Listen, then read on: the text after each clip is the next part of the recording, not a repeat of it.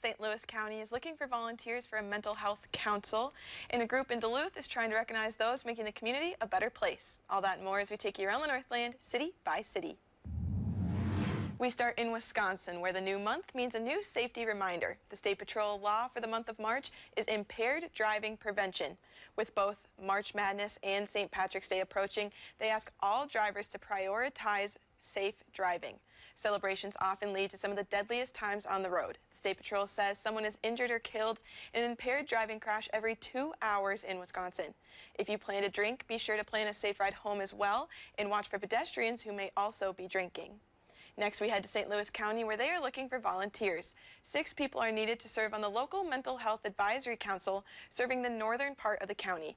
Ideal candidates are those with lived experiences of their own or through a loved one, those with professional training, and those who are passionate about improving services in our community. The council meets on the 3rd Thursday of the month, and terms last for 2 years. Applications are due April 3rd. There is a council that serves the southern portion of the county, but they are not looking for volunteers at this time. And we wrap up in Duluth, where a local organization is launching a new program to recognize people making a difference in our community. The Northern Expressions Arts Collective is hosting their first ever Good Egg Initiative. Starting yesterday and running through the end of the month, community members can donate $5 or more and have a person or group of their choice honored for their work making the community a better place. All honorees will be celebrated during the annual Eggsplosion event on April 1st at the Harrison Community Center. We'll have the submission link on our website.